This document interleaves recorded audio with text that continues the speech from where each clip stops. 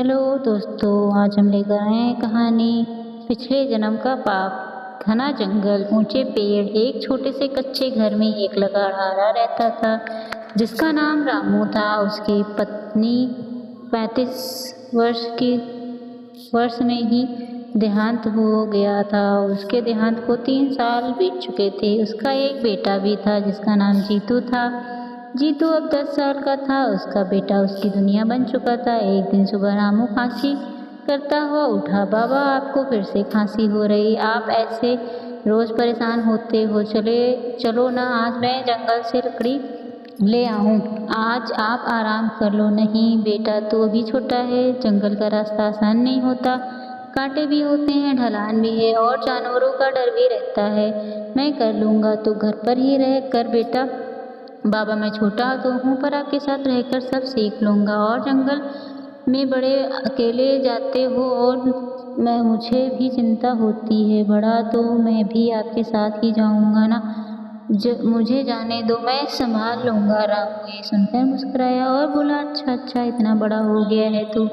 चल फिर आज मेरे साथ चल, लेकिन ध्यान रखना बेटा, पहले मेरे पीछे पीछे ही चलना और कोई भी जोखिम वाली चीज़ देखकर मुझसे पहले हाथ मत डालना। ठीक है बाबा, आज मैं पूरी सावधानी रखूँगा। बस आप धीरे चलना। दिन बीतते गए। जीतू 15 साल का हो गया। कंधे मजबूत, आंखों में चमक। जंगल में लकड़ियाँ काटते हुए अक्सर पिता से पूछता, बाबा माँ कैसी थी? बहुत शांत, तुझ पर ही गई है। अगर होती तो आज बहुत खुश होती। क्या वो मुझे कभी गोद में खिलाती होंगी? बाबा, अरे हाँ बेटा, बहुत खिलाया तुझे। तू तो उनका लाडला था। तेरे रोने पर वो तुरंत भाग आती थी। उसकी हंसी कैसी थी बाबा? ऐसी कि सुनते ही दिन का थकान उतर जाए। पूरे घर में जाला भर जाता था बेटा उसकी हंसी से। आज मैं नहीं जा पाऊंगा बेटा, शरीर साथ नहीं दे रहा है। थोड़ा हिलाना, संभल कर जाना और जल्दी लौट आना। आप आराम करो बाबा, मैं ले आऊँगा। आप बस दवाई खा लेना, चिंता बिल्कुल मत करना, मैं संभल लूँगा। जीतू अकेले जंगल गया है लकड़ियाँ काटते हुए। आओ सुनाई दी घोड़ों की, सेनापतियों की बोलियों की। छिप कर देखने लगा। राज्य का राजा वीरेंद्र सिंह आया था और उसके साथ उसकी छोटी बेटी राजकुमारी कुमुद भी थी। वो 13 साल की थी। राजकुमारी फूल तोड़ रही थी। पिताजी, इस जंगल में कितनी प्यारी खुशबू है। जो लगता है हवा में भी फूल भी हो गई हैं। हाँ कुमुद बेटा, यह हमारा राज्य का सबसे पवित्र जंगल है। यहाँ मिट्टी और हवा दोनों ही अलग अलग सुगंध बसी है। जीतू पहली बार राजकुमारी को देख रहा था। वो स्तब्ध रह गया था, जैसे समय रुक गया हो। ये कौन है? इतनी सुंदर, जैसे किसी कहानी में उतर आई हो। सच में मैंने आज तक ऐसा रूप नहीं देखा। राजकुमारी ने अचानक उसकी तरफ देखा। जीतू डर गया और पेड़ों के पीछे छुप गया। राजा लौट आया, लेकिन राजकुमारी थोड़ी पीछे रह गई। वो अकेले पत्तों में खेल रही थी। जीतू पेड़ से पीछे निकला। राजकुमारी थोड़ी घबराई और बोली, तुम कौन हो? यहाँ अचानक मेरे सामने आ गए। तुम्हें देखकर मैं थोड़ा घबरा गई। आप खो गई हैं क्या? मतलब आपका रास्ता छूट गया है क्या? मैं चाहूँ तो आपकी मदद कर सकता हूँ। मैं जीतू हूँ, लकड़हारे का बेटा, यहीं आसपास रहता हूँ और बस आपकी आवाज़ सुनी तो पूछने आ गया कि कहीं आपको कोई परेशानी तो नहीं। राजकुमारी ने मुस्कुरा कर कहा, तुम डर क्यों नहीं रहे हो? मैंने खाया है क्या? इतनी घबराहट क्यों?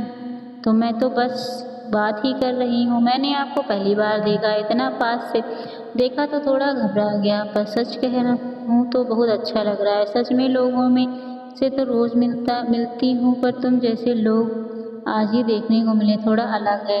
अलग मतलब अच्छा या बुरा? क्योंकि मैं डर गया कि मेरी वजह से आप नाराज़ हो जाएं। नहीं, बिल्कुल नहीं। अच्छा लगा किसी ने पहली बार मुझे इतने सच्चे मन से देखा।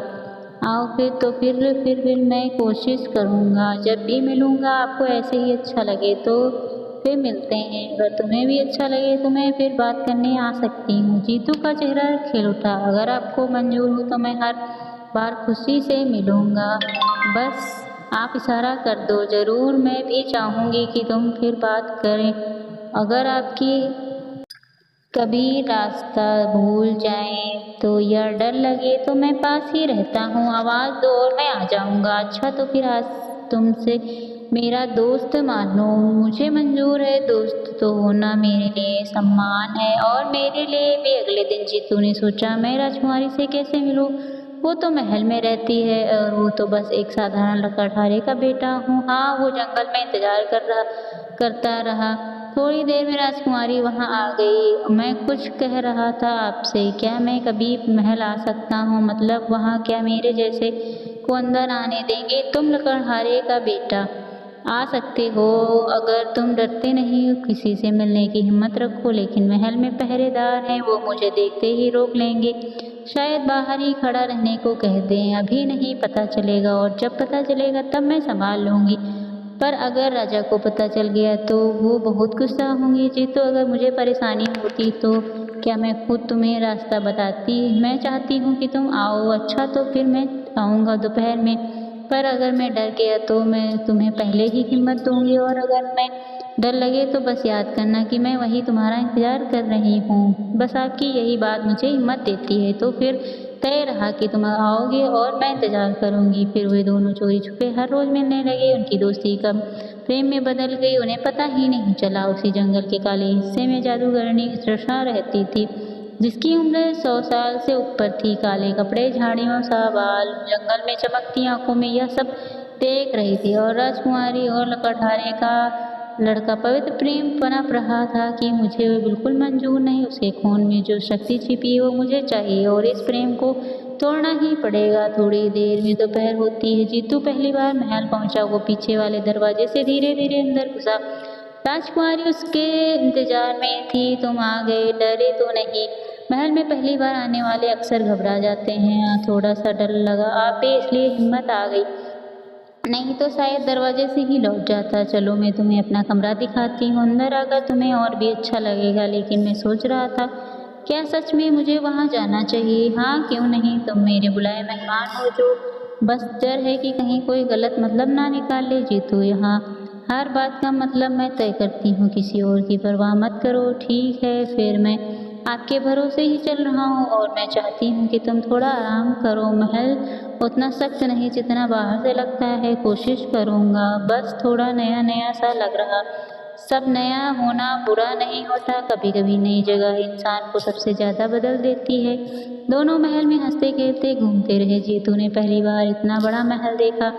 अगर राजा देख लेंगे तो पता नहीं क्या सोचेंगे। मुझे तो डर ही है कि कहीं मुझे बाहर ना निकलवा दें। मेरे पिता अच्छे हैं लेकिन फिलहाल नहीं देखेंगे तो अच्छा होगा। वे अचानक देखकर चौंक जाएंगे। लेकिन अभी थोड़ा संभल कर रहो। जंगल में एक दिन वृद्ध साधु आए। साधु की उम्र 70 साल की थी। राजकुमारी उनके चरण छूती।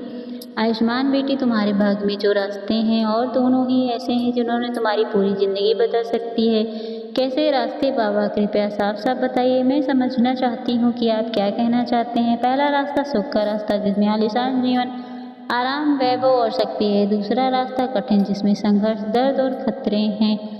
वहीं सच्चे प्रेम का मार्ग भी है। मुझे कौन सा रास्ता चुनना होगा बाबा? क्या यह चुनाव मुझे अभी करना पड़ेगा या समय आने पर समझ जाएगा? जिस दिन में तेरे प्रेम की परीक्षा होगी उसी दिन तू जान जाएगी कौन सा रास्ता तुझे चुनना है। साधु की बात सुनकर कुमुद चुप हो गई। जीतू भी चिंतित हुआ। सालों बीत गए। कुमुद 17 साल की ही, जीतू 19 का। दोनों रोज जंगल में मिलते जुलते। तुम बदल गए हो, अब तो बिल्कुल वीर लगते हो जैसे लकड़हारे थे। अब कदम भी मजबूत हो गए हैं। तुम्हें देखकर लगता है तुम किसी लड़ाई के लिए तैयार हो। तुम भी रानी लगती हो, पर डर लगता है राजा को पता चल गया तो वे गुस्से में कुछ भी कर सकते हैं। मैं तो यही सोच रहा, घर घबरा जाता हूँ कहीं तुम्हें कोई तकलीफ ना हो जाए। मैं संभाल लूँगी। तुम बेवजह डरते हो। अगर तुम्हारे साथ खड़ी हूँ तो बाकी चीज़ों की चिंता मत करो। जो होगा हम दोनों मिलकर देख लेंगे। एक रात जादूगरनी ने पत्तों से जादू किया और अपने आप से कहने लगी, लकड़हारे के बेटे, तुझे पकड़ना ही होगा। तुझ में वो शक्ति है जिससे मैं वर्षों से ढूंढ रही हूँ। तू कहीं समझता, पर तेरे भीतर की आग मेरे जादू को भी झुका सकती है। मैं इतने सालों से तुझे तलाश कर रही थी और अब वो जब तू तेरे सामने है तो मुझे किसी हाल में हाथ से जाने नहीं दूंगी। अगले दिन जीतू जंगल में आया। जादूगरनी पेड़ से निकल पड़ी। कहाँ जा रहा है प्यारे लड़के, इतने छिपकर चलने से क्या होगा? तुझे तो तेरी चाल भी दूसरे से पहचान में आ जाती। तुम कौन हो? अचानक मेरे सामने आकर रास्ता क्यों रोक रही हो? तुम्हारी आवाज़ और अंदाज दोनों अजीब लग रहे हैं। साफ साफ बताओ क्या चाहती हो? तेरी किस्मत और किस्मत से कोई नहीं बच सकता। तू चाहे माने या न माने, अब तुम मेरे रास्ते में आ चुका है। उसने मंत्र पढ़ा, हवा तेज चली, पत्ते उड़े। जीतू चिल्लाया, कुमुद कुमुद बचाओ, मुझे बचाओ, और वो बेहोश होकर जादूगरनी की गुफा में खिंच गया। राजकुमारी जंगल पहुंची, जीतू नहीं था। वो दौड़ती हुई साधु के पास गई और कहा, बाबा जीतू गायब है, मुझे बताइए वो कहाँ है? मैं हर जगह भागती रही पर उसका कोई नामो निशान नहीं मिला। साधु ने आंखें बंद की। तृषा जादूगरनी ने उसे ले गई। उसकी नज़र बहुत तेज है और उसकी मनसा और भी गहरी है। वो उसकी आत्मा को पकड़ती है जिसमें असाधारण शक्ति छिपी है, और जीतू उसकी नज़र में आ चुका है। मैं उससे बचाऊंगी। मुझे कैसे समझ नहीं आ रहा, लेकिन मैं हाथ पर हाथ रखकर नहीं बैठ सकती। आप कोई मार्ग बताइए, मैं हर मुश्किल सह लूंगी। बस उसे वापस लाना है। दो रास्ते, पहला रास्ता सरल और तुम राजकुमारी रहो, महल में बैठी और सुरक्षित रहो। दूसरा रास्ता कठिन है, अगर जंगल अंधेरा, जादूगरनी दर्द, पर उसी कठिन रास्ते पर प्रेम मिलेगा और वहीं तुम्हें जीतू तक पहुंचाने की राह भी दिखाएगा। मैं दूसरा रास्ता चुनती हूँ, चाहे कितना भी जोखिम हो जाए, कितना भी अंधेरा, मैं उसके लिए सब कुछ सहने को तैयार हूँ। जीतू जगह तो खुद को लोहे की जंजीर में पाया। मुझे छोड़ दो, यह जंजीरें क्यों बंधी हैं? मैं तुम्हें नहीं जानता, ना ही मैं तुम्हारा कोई दोष किया है। तुम्हें मुझे यहाँ कैद में क्यों रखने का कोई हक नहीं। तुम्हें मेरे खून में पुरानी शक्ति है। तेरे पिता किसी समय वंश के रक्षक थे। मुझे वे शक्ति चाहिए। जीतू, तू चाहे इनकार करे, पर तेरे भीतर वही ताकत बह रही है जिसकी मुझे सदियों से तलाश थी, और अब मैं तुझे यूं ही नहीं जाने दूंगी। मैं कुछ नहीं जानता, तुम चाहे कितना भी कह लो। मुझे अपने पिता की ताकत और वंश जादुओं के बारे में कुछ नहीं समझ है। मुझे बस आज़ादी चाहिए, बस इतना ही। कुमुद अकेले जंगल में निकली थी। कांटे, अंधेरे, जंगली जानवर, वो पैर काटते हुए भी आगे बढ़ती रही। जीतू, मैं आ रही हूँ, मैं चाहे कितनी भी चोट खा लूँ। तू जहाँ भी होगा मैं तुझे ढूंढ ही लूँगी। साधु प्रकट हुए। बेटी, तू दो आखिरी परीक्षाएं देनी होंगी। पहली परीक्षा भय की परीक्षा, दूसरी परीक्षा बलिदान की। सोच समझ कर कदम बढ़ाना, क्योंकि दोनों ही आसान नहीं होंगे।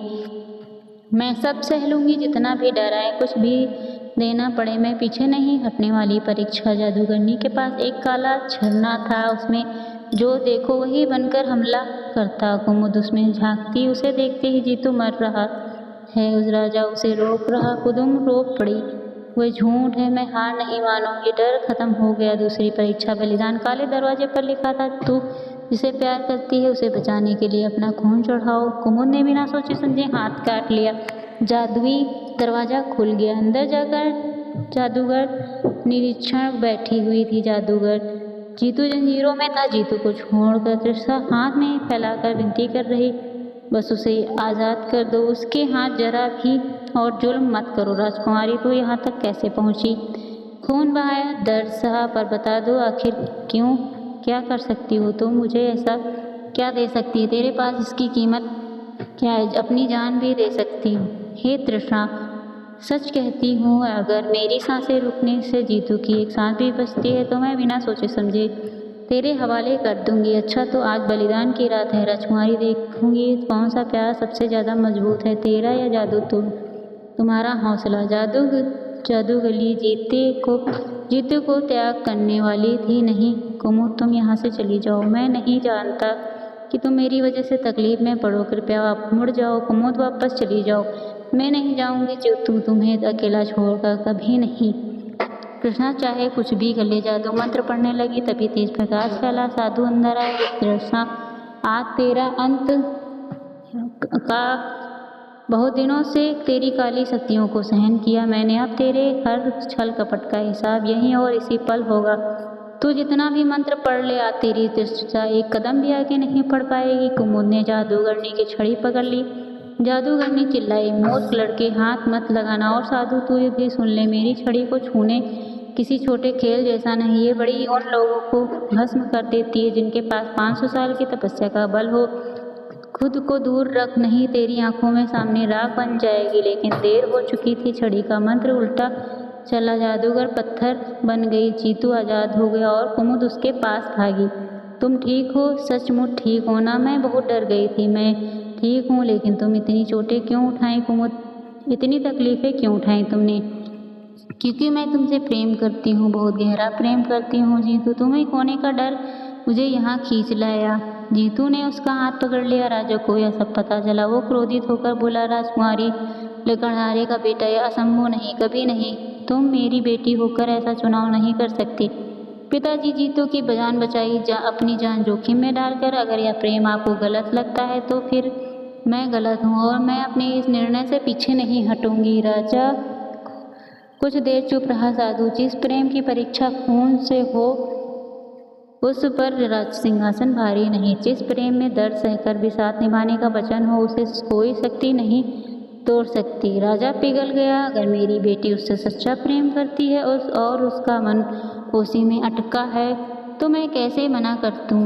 उसे रास्ते की दीवार खड़ी कर दूँ? हल में ढोल नगाड़े और राज्य खुश था। राजकुमारी जीतू के सामने खड़ा था। मैं आज भी वही लकड़हारे का बेटा हूँ, चाहे कितना भी बड़ा और मजबूत हो गया हूँ। मेरी जड़ें वही हैं, मिट्टी वही जंगल और संघर्ष। मैं आज भी वही लड़की हूँ जिसे तुमने जंगल में पहली बार की मुलाकात की थी।